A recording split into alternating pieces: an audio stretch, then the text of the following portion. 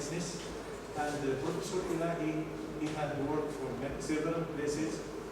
He graduated from the United States of America, and also he's still working there in the United States of America. So we will have a rich experience from this professor.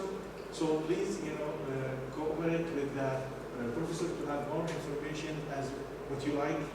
As you guys know, the time, it's up to 2 hours, so don't hesitate to spend your time, and this would consider as a lecture when you have to attend. So if you have any question or any information after he give you the presentation, and Professor Ilahi, one more time, I am welcoming you here at Zaytuna University, so we can gain your experience and also academic research experience. Thank you. This is my pleasure to be here. Thank you very much. Thank you. Okay, good afternoon everyone. Assalamu alaikum. I am very happy to be here at Al-Zaytuna University. Now I wonder, those who are sitting in the last bench, can you hear me, or do you want me to be louder? Or maybe you can all come in the front, there are plenty of seats available. But in case you cannot hear me, please tell me and I will be happy to be louder. So first of all, let me talk a little bit about my background before I start sharing my thoughts about globalization and international business. So as you already know, my name is Mohammed Niyamat Elahi. I am originally from Bangladesh, which is next to India in South Asia. I was born and raised there, and initially my area was accounting. I did my bachelor's and master's in accounting. Then I started working for Deloitte and Touche. Deloitte and Touche is a very well-known accounting firm. And then I went to Canada for my MBA. And I did my MBA in finance. Then I moved to Texas for my PhD. And on the very first day, my finance class, it was okay. My accounting class, it was a little boring. Then I went to my international business class. And it was so fascinating that I could immediately relate to my international business class. I decided to change my major. I started everything afresh. I did my PhD in international business and marketing. And since then, I have been teaching and doing research in this area. And I never ever regretted my decision that I changed from accounting to international business, because we all live in an age of globalization. So it is very important for each one of us, regardless of your background, no matter what your area is, everybody has to be a global citizen. Otherwise, we would lose our competitive advantage. We will be at competitive disadvantage. Now, before I start, I also want to make one thing very clear. When you are listening to English, you are either used to American accent or British accent. My accent is neither American nor British. Those who are my students, those who listen to me every day, they understand my accent. But for you will be listening to me only for 2 hours, and you may not understand. So if you do not understand, don't hesitate to tell me to slow down. I will not feel offended. I will not feel sad. Please feel free to interrupt me.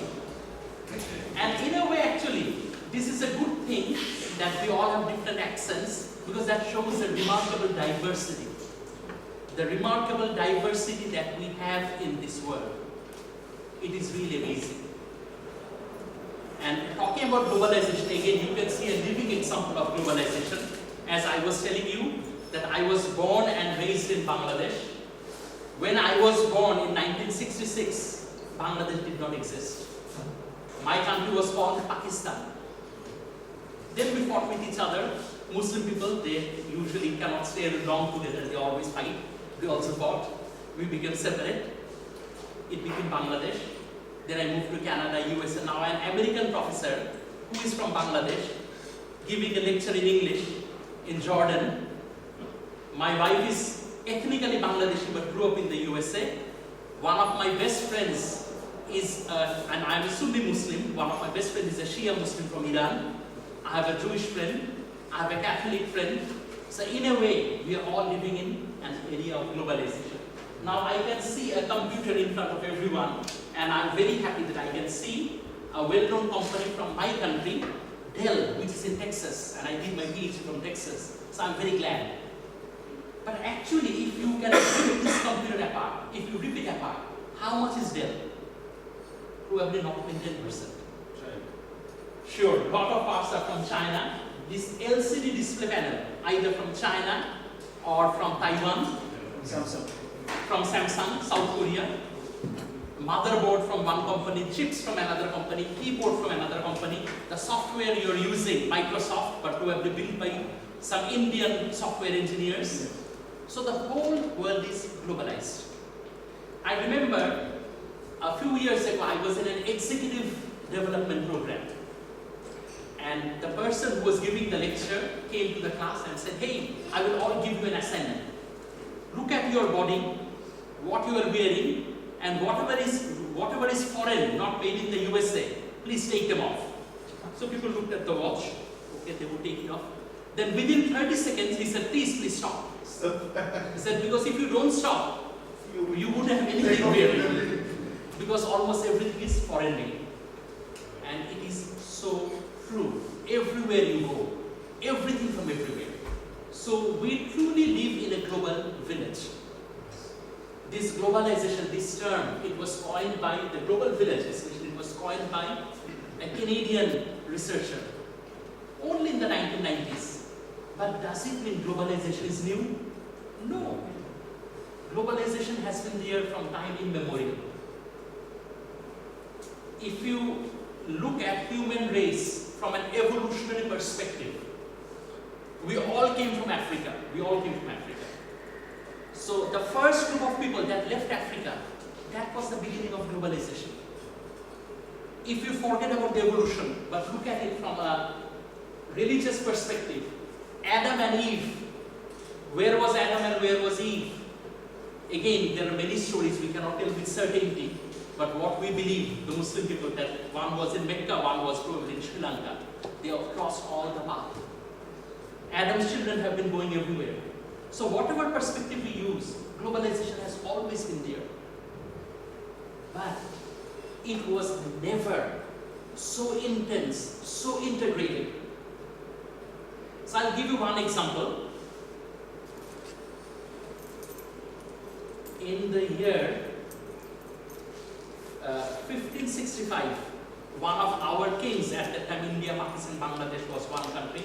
Akbar, we call him Akbar the Great, one of the greatest rulers in the world. When he died, for the people of India to know that he was dead, it took 2 years. 2 years. Fast forward 300 years. 1865, President Lincoln, he was assassinated. It took about 2 weeks for European people to know that President Lincoln is dead. Fast forward another 100 years. 1963, President Kennedy, he was assassinated. It took less than 5 minutes for people to know through radio.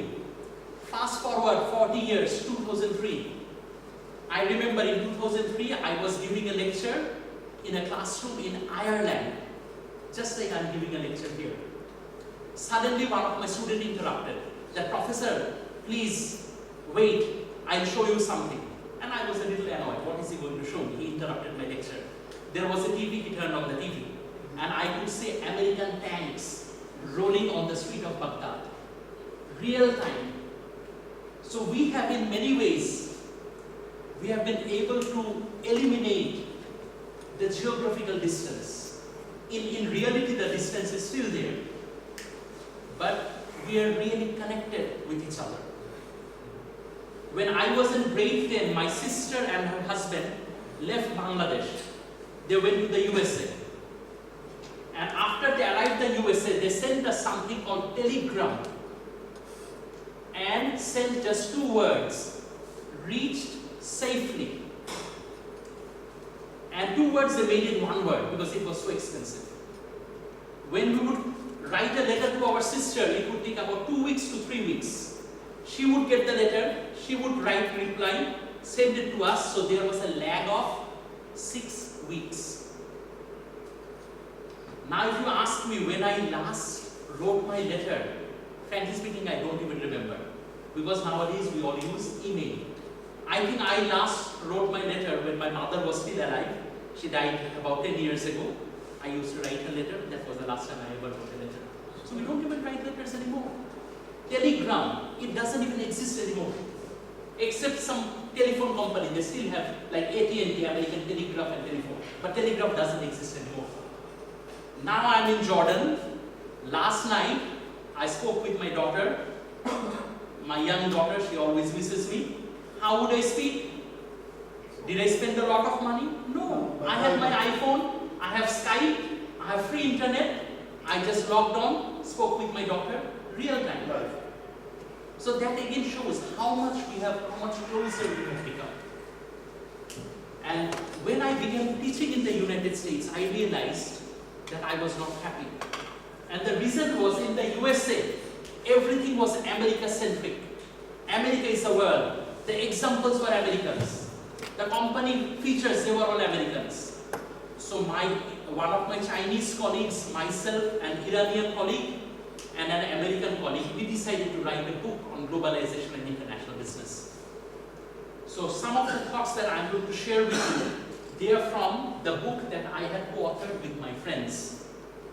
So today, this is what I will do, because we only have 2 hours and I want you to get the best out of it. So I will share my thoughts about globalization and international business. I would also like to talk a little bit about culture, and then I will try to finish by 5:30 so that you can ask me questions. And meanwhile, when I am talking, if you don't understand, please feel free to stop me, ask me questions. Now again, let me ask you, can you hear me from there? Is it clear? Am I clear? If I am not, please feel free to tell me. So anyway, as I was telling you that I will be sharing some thoughts on globalization. So what can you learn from this session? My hope is that we will be learning the history of globalization, the recent history, also the features of current phase of globalization, what really drives globalization, what are the benefits and costs, advantages and disadvantages. We will also be talking about some recent development, and finally, what are some of the issues in globalization. So after I am done with this, we will take a short break, maybe for 5 minutes, and then after 5 minutes, I will share some thoughts on culture. Now let me start with a quote from Kofi Annan, former Secretary General of the United Nations. So Kofi Annan said, globalization is an irreversible process, not an option. It is a positive force, but it is also blind, and therefore needs to be carefully harnessed. I really like this quote. I think it captures the essence of globalization. Now let me also tell you something that I found on the internet. I did not write it. Currently there are about 7 billion people in the world. 7 billion. If you can shrink them to 100 people, but with the existing ratio, this is what it would look like. 61 will be Asian, including the Australians. 2 will be Europeans. 4 will be North and South Americans. 3 will be Africans. 50 of them, actually sorry, there is a typo. It's not 2, it is 12. 12 will be European. Sorry about that. 50 of them would be men, 50 women. It is nature. Allah somehow manages that. The ratio is always 50-50. 30 would not be able to read, and only 7 would be educated at a secondary level, with only 1 who would be at a college or a university. So you see how lucky we are. Everybody in this room, everybody, we belong to the top 1%. And when I read this, I remind myself that how lucky I am, and I tell thanks to Allah, because I could have been part of the other people who do not have any of these things. Still we complain all the time that we don't have this, we don't have that, but we are extremely lucky. 80 would live in some substandard houses. 70 would be people of color and 30 would be white. 41 would live without any basic sanitation. 65 would not even know what a toilet paper is. 60 would not have access to drinking water. 50 would suffer from malnutrition. 55 would have 2 or less meals a day. This is only afternoon. I already had 2 meals. So again, how lucky I am. 13 would go to bed without a single meal. 33 would be Christians and 67 other faith. The global GDP, if we can reduce it to 300,000, 181,000 would be spent on weapons and warfare. The highest percentage. 159 on education. 132 on healthcare. Now again, how many of you have a refrigerator in the house? If you have a refrigerator and your clothes in a closet, you are richer than 75% of the world population. If you have a bank account, you are among the 30%. 20 villagers struggle to live on $1 or less. 32 between $1 and $2. 10 privileged villagers have the same income as the 43 others. So again, it just shows every single person in this classroom. We are extremely lucky to be among the top 1%. And why did I tell you this story? Just to put things in perspective, so that we have a better understanding of globalization and international business. Any question? Okay, let me move on to my next slide. Now, globalization, what does it exactly mean? I would say it depends. It depends on the background of the person you are asking. Different people view globalization from different points of view. From a political perspective, it is the spread of democratic principles worldwide. And I would say it is more a Western perspective, the democratic principles worldwide. At the same time, it is perceived by some as a dilution of national sovereignty by multinational corporations and by supranational organizations. Multinational corporations like Apple, ExxonMobil, and supranational organizations such as European Union, World Trade Organizations. They are called supranational. And all these have been created by agreements between different governments, multilateral agreements. From a cultural perspective, it is the growth of cross-cultural understanding made possible by the increasing two-way flow of entertainment and news and the development of human values that transcend those of any one culture. At the same time, it is also the erosion of local traditions and standards and their replacement by foreign ones. Now, I need to correct myself. I told you two-way flow, right? I am dead wrong on that. And you know why? From the Western world, the information that goes, it's like a 4-lane highway. And from other countries, developing countries, MENA, Asia, Africa, the information that comes to the Western world, it's like a one narrow lane. So it is not even. So there is some imbalance.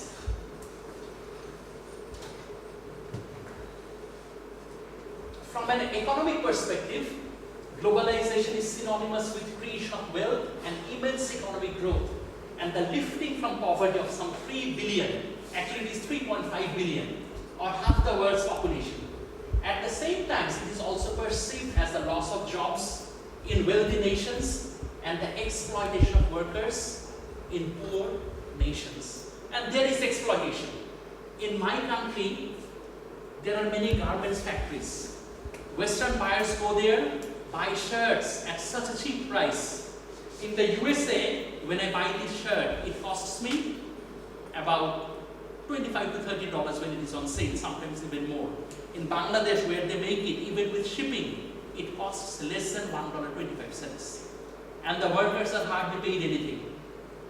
And there was a big industrial disaster. Now the West is asking, are we treating the laborers properly? In fact, Jordan has a free trade agreement with the USA. So Western nations, they thought, okay, we can invest in Jordan. Some companies are investing, including some Chinese companies. Bangladeshi workers, some are now in Jordan and they are making shirts.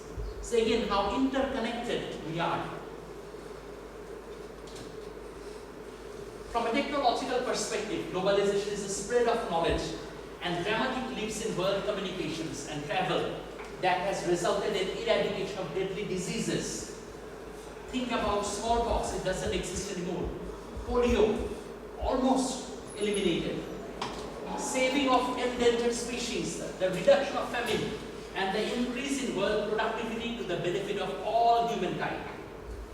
At the same time, it has also unleashed destructive forces leading to loss of species, spread of disease, environmental degradation, war, and terrorism. In 1918, there was a terrible flu in the United States. They call it Spanish flu. About 500,000 people died. Nobody knows the exact number, but estimated number is 500,000 people died. But it did not go beyond the United States. Why? Communication, transportation between countries, it was rare. In 2003, there was a disease, we call it SARS. SARS syndrome. It was a respiratory illness. It started in China. Within a few days, 32 people died. Now 32, nothing compared to 500,000. But people were panicking, government was panicking, governments everywhere. Why? Because people travel so much. I'm in the plane, and God forbid, if I have that disease and I sneeze, everybody in the plane might catch that disease. So now disease also spread very quickly. So there is both sides, positive and negative.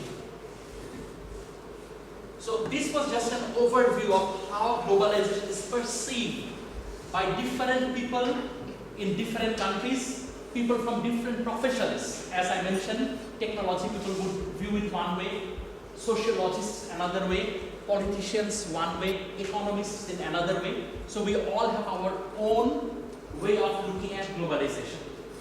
So let me tell you the stages of globalization that my co-author and I we have used in our book. So first stage of globalization, as I told you at the very beginning, when the children of Adam started living in the Middle East, that was globalization beginning. If you look from an evolutionary perspective, when the first people left the continent of Africa, that was the beginning of globalization. But we do not have good records. But we know one thing for sure, what Western people call Fertile Crescent, the area between the Tigris and Euphrates, Daslan Forat River, what is in present-day Iraq. In this region, civilization started, writing developed, agriculture started, and when there was surplus, they would exchange goods.